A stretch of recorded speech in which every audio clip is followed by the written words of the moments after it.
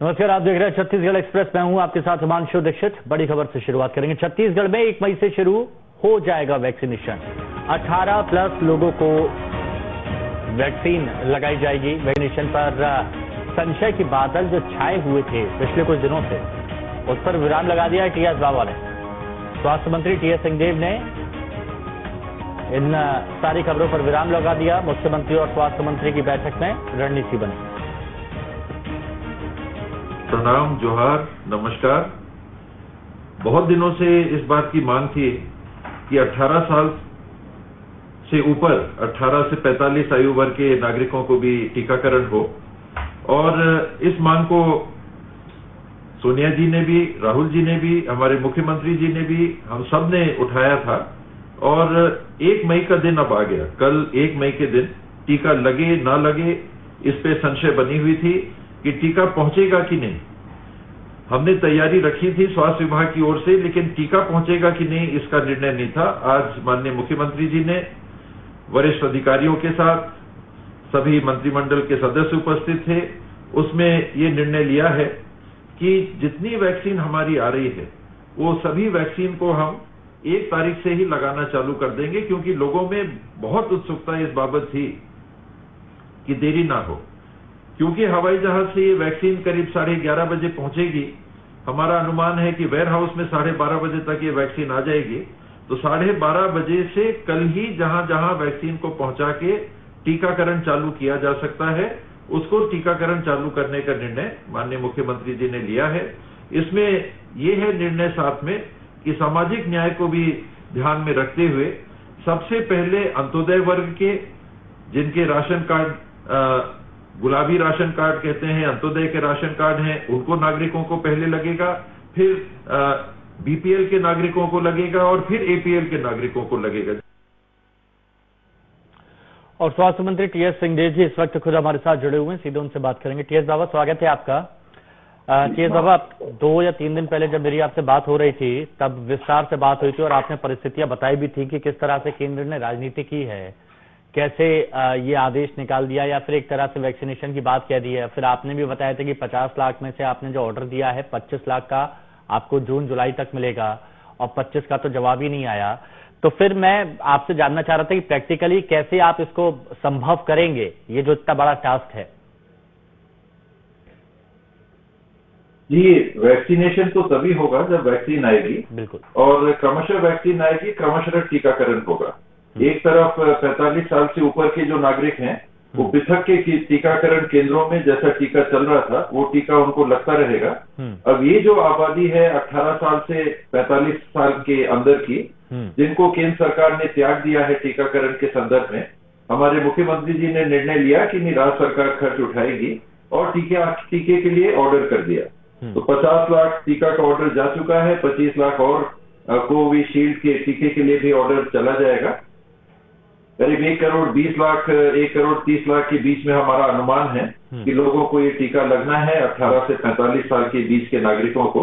और इसको दूसरा डोज भी ले लेंगे तो डबल कर दीजिए, 2 करोड़ 40 लाख 2 करोड़ 60 लाख, करीब 2.5 करोड़ लोगों को ये टीका लगना संभावित है। ये हायर साइड में मुझे लगता है कि थोड़ा अनुमान है, लेकिन तैयारी हमने इसी बाबत रखी है कि इतने नागरिकों को टीका लगेगा। टीएस बाबा, पहले आपने ये कहा था कि टुकड़ों टुकड़ों में अभी आपको वैक्सीन मिलेगी, कुछ मई में, कुछ जून में, कुछ जुलाई में, और भारत बायोटेक की तरफ से ये सारी चीज बातें निकल के सामने आई थी। सीरम की तरफ से तो जवाब भी नहीं दिया गया था। तो अभी कितना स्टॉक है और कल कितना स्टॉक आपने बोला जैसे कि आने वाला है, और उसके बाद वो फिर वैक्सीनेशन सेंटर में पहुंचेगा? इसमें कोविशील्ड का जहां तक सवाल है तो सीरम इंस्टीट्यूट वाले आगे पीछे कर रहे हैं अभी भी। कभी कोई बात आ रही है, कभी कोई बात आ रही है, कभी बात आ रही थी कि नहीं अच्छा हम इतने टीका पहुंचा रहे हैं, फिर ये बात है कि नहीं अभी हमको केंद्र सरकार से कुछ संदेश मिला है कि हम अपने हिसाब से बताएंगे, फिर वैसा टीका पहुंचाना। तो ये सीरम इंस्टीट्यूट की बात जो है वो पक्की नहीं है। भारत बायोटेक की जो बात है, कम से कम वो अपने बात पे कायम है। जो उन्होंने कहा था कि जुलाई के अंत तक हम 25 लाख टीके दे देंगे। हमको ये वो नहीं बता पा रहे हैं जरूर कि हर हफ्ते या 10 दिन में कितने देंगे, लेकिन अगर 1.5 लाख टीके कल आ रहे हैं तो सरकार ने ये निर्णय लिया है कि हम 1.5 लाख टीकों पे बैठे ना। हाँ। 1.5 लाख टीके आए हैं तो हम नागरिकों को वो 1.5 लाख टीके लगा दें। ये ना हो कि 1 महीने तक हम 1.5 लाख टीके लेके हम बैठे रहें, फिर आगे टीका आएगा तब देखेंगे। तो 1 तारीख से चालू करने की क्योंकि तैयारी थी, तो माननीय मुख्यमंत्री जी ने ये निर्णय लिया कि सामाजिक न्याय को ध्यान में रखते हुए टीकाकरण कल से चालू हो जाएगा। 3 संभागों में अब उम्मीद है कि कल ही चालू हो जाएगा, रायपुर, दुर्ग और बिलासपुर, जहां गाड़ियां देर से पहुंच सकती हैं वेयर हाउस से टीका लेके, और टीकाकरण हो सकता है कि चालू करने में समय ना मिले कल ही। तो बस्तर और सरगुजा संभाग के लिए परसों चालू करने के लिए निर्णय हुआ है, और रायपुर, दुर्ग और बिलासपुर संभाग जहां गाड़ियां जल्दी पहुंच सकती हैं, वहां टीकाकरण कल ही चालू हो जाएगा। ये अलग वैक्सीनेशन साइट्स रहेंगी। 45 साल से ऊपर का अलग चलेगा और 45 साल से 18 साल के बीच अच्छा, टीएस बाबा, अलग चलेगा। परसों की बात है, आदित्य नामदेव हमारे सहयोगी वो रायपुर पहुंचे थे और रायपुर में एक वैक्सीनेशन सेंटर में पहुंचे थे। वक्त वहां पर तय था 10-11 बजे से शाम 5 बजे तक का, लेकिन वहां पर लाइन लगी थी और ये बता दिया गया था कि वैक्सीन खत्म हो गई। उनको वक्त दिया गया था, बुलाया गया था। तो ऐसे जो लोग जिन्होंने रजिस्ट्रेशन कराया है वो वैक्सीन सेंटर तक पहुंचते हैं, लेकिन वहां पर वैक्सीन की शॉर्टेज की वजह से वो वापस हो जाते हैं। तो ये आप लोगों के लिए कितनी बड़ी चुनौती है और इसको कैसे आप लोगों ने तैयारी की है कि कहीं पर इस तरह की दिक्कत नहीं आए? ये अपवाद की स्थिति होगी, आदित्य ने ढूंढ के वो जगह निकाली होगी कि जहां कमी है, वरना वैक्सीन के 45 साल से ऊपर के नागरिकों के लिए फिलहाल कमी नहीं है। हमारे पास 4.5 लाख के आसपास का स्टॉक है 45 साल से ऊपर के नागरिकों के लिए, जो केंद्र सरकार के माध्यम से वैक्सीन आ रही है। और वैक्सीन नहीं है और टीकाकरण नहीं हो पाया, ये तो अपवाद होगा।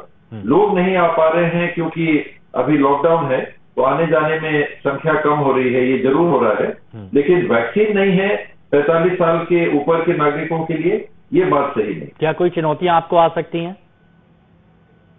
काम करने में हर काम करिए उसमें दिक्कत होता है, यानी सावधानी रखनी पड़ती है, सचेत रहना पड़ता है। कहीं भी कमी हो सकती है, कहीं भी दिक्कत हो सकती है। हम घर में चावल बनाते हैं तो उसको भी परखते हैं, हम कोई भी काम करते हैं उसको भी परखते हैं, कोई भी खेल खेलते हैं उसमें भी अनिश्चितताएं होती हैं। तो सजगता से हर क्षेत्र में काम करना पड़ता है। ये वैक्सीनेशन का भी एक संवेदनशील क्षेत्र है, इसमें कोई कमी ना आए व्यवस्थाओं में, और जितने लोगों को बुलाया गया है उनको अवश्य वो वैक्सीन लगे, ये हम लोगों की जवाबदारी है। कहीं कोई चूक हुई तो ये दुख की बात है, हमें उस बात का दुख भी है, लेकिन ये अपराध होगा। बहुत शुक्रिया टीएस बाबा, आप हमारे साथ जुड़े। और जनता की लिटरली मैं सच बता रहा हूं, जनता बहुत उम्मीद आप लोगों से लगाए हुए है, और बस उन उम्मीदों पर खरा उतर जाइए। जनता को जितनी राहत हो वो मिल जाए, बहुत अच्छी बात, और अच्छी आप लोग कोशिश कर रहे हैं, प्रयास कर रहे हैं, उसके लिए बहुत धन्यवाद आपका, शुक्रिया। धन्यवाद। आदित्य नामदेव भी हमारे सहयोगी हमारे साथ में जुड़े हैं, उनसे भी हम बात कर लेते हैं। आदित्य, आप सुन रहे होंगे अभी टीएस बाबा से बात चल रही थी, और वैक्सीनेशन में अब कोई दिक्कत नहीं है, कल से शुरू हो जाएगी। चुनौतियां हैं, चुनौतियां हर जगह होती हैं, उन चुनौतियों का डटकर सामना भी करेंगे।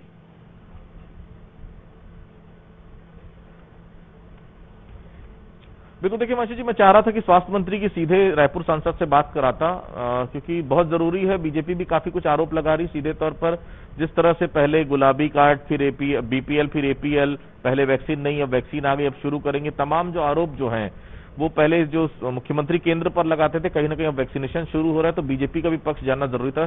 स्वास्थ्य मंत्री से कुछ सवाल करना चाह रहे थे रायपुर सांसद सुनील सोनी, में सीधा लिए चलता हूं उनके पास। क्या कहेंगे सुनील? देखिए, हमने कभी आरोप नहीं लगाया, हम वैक्सीन के समर्थक हैं। ये वैक्सीन जो है आदमी के जीवन की सुरक्षा का एक कवच है, ये कवच सबको मिलना चाहिए।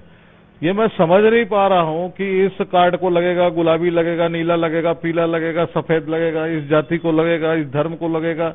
अरे कोरोना भाई वो कोई सोच कर नहीं आ रहा है। छत्तीसगढ़ का हर नागरिक जो है वो हमारा नागरिक है, उसके जीवन की सुरक्षा करना ये सरकार का कर्तव्य है। इसको मत बांटिए, और इसको जो है आपका 11:30 बजे वैक्सीन आएगा, 12:30-1 बजे आप चालू करेंगे बोलते हैं, सेंटर में भी पहुंचा देंगे, ये भी बात कहते हैं। अच्छा कर रहे हैं आप, होना चाहिए कल से वैक्सीन, मैं इसका विरोधी नहीं हूं और बहुत इसका स्वागत करता हूं। लेकिन जो है वो उसको फिर कहां जाति धर्म छांटेगा, वहां पे वो बूथ वाला छांटेगा, बुलाएगा भीड़ के अंदर में से कौन आदमी नीला वाला है, कौन पीला वाला कार्ड वाला है, कौन सफेद कार्ड वाला है, तो उसको वहां पर क्या स्थिति होगी आप जानते हैं। इस लॉकडाउन के अंदर में एक अराजकता का माहौल सरकार को नहीं लाना चाहिए। अराजकता के माहौल को ठीक करने का काम सरकार का है, इसको फैलाने का काम सरकार का नहीं है।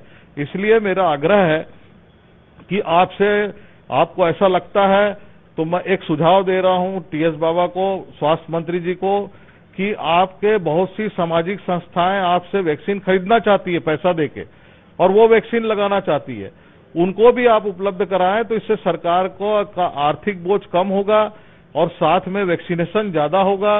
इस ओर हमको जाना चाहिए, इस ओर हमको लोगों को लाना चाहिए कि जिनके पास में पैसा है तो वो पैसा देके वैक्सीन लगा लेंगे, और जो हमारा गरीब भाई बहन है उसको मुफ्त में वैक्सीन। तो ये भी आप एक रास्ता अपना सकते हैं, लेकिन सभी को मुफ्त वैक्सीन लगाने का जो सरकार ने निर्णय लिया है, मैं उसका स्वागत करता हूं। मैं उसके अंदर मैं नहीं बांट रहा हूं। अगर आप बांटना ही चाहते हैं जाति धर्म पे, तो ये आर्थिक आधार पे बांट दीजिए साहब। आप ऐसा मत बांटिए कि उस भीड़ में जाकर जो है आप नीला पीला लाल कार्ड को ढूंढते फिरेंगे, तो इससे आपका कोरोना और फैलेगा और बढ़ेगा, लोगों के मन में और दिमाग में एक तनाव पैदा होगा। तनाव पैदा करने के लिए सरकार नहीं, तनाव को समाप्त करने के लिए सरकारें होती है। कल जब मेरी बात हो रही थी तब स्वास्थ्य मंत्री जी ने साफ कहा कि किसी भी हालत में हम वैक्सीनेशन ड्राइव कल से शुरू नहीं कर पाएंगे, मतलब 1 मई से शुरू नहीं कर पाएंगे। वैक्सीन पूरी 50 लाख आएगी, नहीं तो हम एक किसको लगाएंगे किसको नहीं लगाएंगे, जिसको नहीं लगाएंगे वो हमसे पूछेगा कि हम उसको क्यों नहीं लगा रहे हैं। अब अचानक क्या हुआ कि केवल 1.5 लाख वैक्सीन है, ये तो पहले से मालूम था कि 1.5 लाख आने वाली है। 1.5 लाख वैक्सीन में फिर से वैक्सीनेशन शुरू करना चाह रहे हैं। क्या वैक्सीनेशन पूरे 28 जिलों में हो पाएगा 1.5 लाख? देखिए, ये संख्या कम है, लेकिन कल से चालू कर रहे हैं, मैं इसका विरोध नहीं करूंगा। लेकिन जो है साफ नियत से चालू करें, अच्छे नियत से चालू करें और इसकी शुभारंभ करें। और ये इस प्रकार के माहौल को आप स्वयं होकर, सरकार स्वयं होकर आगे लाना, मैं इसको ठीक नहीं मानता हूं। कोरोना कोई जाति धर्म देखकर, संप्रदाय देखकर नहीं आ रहा है, वो हर वर्ग का नागरिक प्रताड़ित हो रहा है। इस कारण जो है वो उसका शिकार हो रहा है।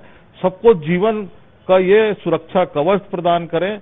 मैं सरकार से विनम्र आग्रह करता हूं कि छत्तीसगढ़ को इस आधार पे मत बांटे। इस कोरोना के कालखंड के अंदर में लोगों में तनाव है और तनाव बढ़ेगा, ये काम सरकार मत करे। ये बार बार मैं इस बात को कह रहा हूं। एक बात और थी, मैंने अभी 3-4 दिन पहले कई वैक्सीनेशन सेंटर का जो दौरा किया था, 45+ वालों को भी वैक्सीन नहीं लग पा रही क्योंकि वैक्सीन थी ही नहीं। अब अचानक ये 18+ वाला जो भार आ रहा है, क्या ऐसा नहीं लगता इसमें जितने भी सांसद हैं भारतीय जनता पार्टी के, उनसे भी मदद लेनी चाहिए कि भाई आपकी जनसंख्या देखिए, और सबसे बड़ी बात है संक्रमित राज्यों की श्रेणी में छत्तीसगढ़ लगातार ऊपर जा रहा है, दूसरे नंबर पर है। क्या आप लोग की मदद नहीं हो सकती कि आप सेंट्रल पे दबाव बनाएं कि भाई कम से कम छत्तीसगढ़ में, क्योंकि संक्रमण ज्यादा है, वैक्सीन की मात्रा भी यहां पर ज्यादा आनी चाहिए? हमने नहीं कहा, ये कैसे बोल सकते हैं।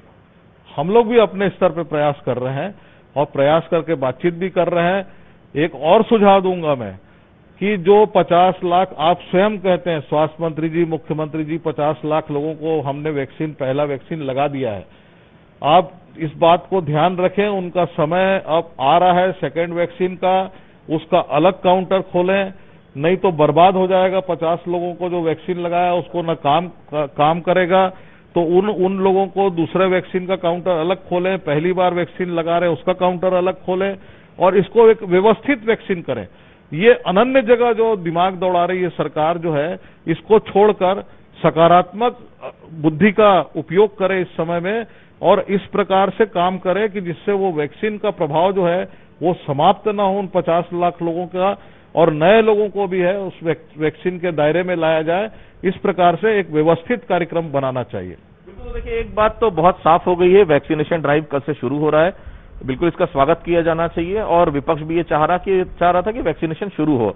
अब पूरा दबाव जितने भी सांसद हैं, जितने भी विधायक हैं, उनको ये बनाना चाहिए कि पहला जो अपने पास खेप आ रही 1.5 लाख की, ये तत्काल और ज्यादा है, ताकि आने वाले समय में कहीं भी वैक्सीनेशन को अवरुद्ध ना करना पड़े। पता चला 2 दिन आप वैक्सीनेशन चला रहे हैं, तीसरे दिन फिर वैक्सीन की कमी हो गई, फिर आपने बंद कर दिया, उससे एक निगेटिव माहौल खड़ा हुआ।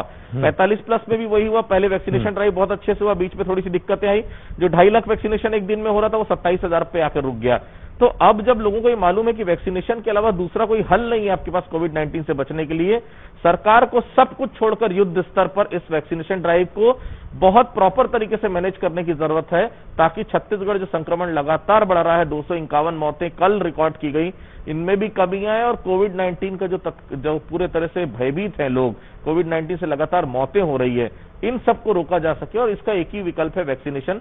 जितने बेहतर तरीके से उतना बेहतर हमारा छत्तीसगढ़ होगा, इस बात से इंकार नहीं किया सकता। सभी को मुबारकबाद है, सभी को शुभकामनाएं हैं। सरकार को भी कल से वैक्सीनेशन ड्राइव शुरू हो रहा है, लेकिन मैं फिर कहूंगा बहुत प्रॉपर मैनेजमेंट की जरूरत है, प्रॉपर मैनेज करने की जरूरत है, क्योंकि बहुत बड़ी संख्या है जो पहले इनरोल करा चुकी है। उसमें आपको गुलाबी कार्ड, उसमें आपको बीपीएल कार्ड, एपीएल कार्ड, बहुत समय लगेगा ये सब चीजों के लिए। प्रॉपर वॉलेंटियर आप बनाइए, प्रॉपर सब चीज करिए, नहीं तो आने वाले समय में जो इतनी प्रॉपर आप प्लानिंग करके चलेंगे तो और बेहतर रिजल्ट आपको देखने को मिलेंगे। और आदित्य, ये बात मान भी रहे हैं, स्वास्थ्य मंत्री भी मान रहे हैं कि चुनौतियां होती हैं, हर काम में होती हैं, यहाँ पर भी चुनौतियां आएंगी, लेकिन हम उसका सामना भी करेंगे। शुक्रिया आपका हमारे साथ जुड़ने के लिए। यहाँ रुकेंगे एक छोटे से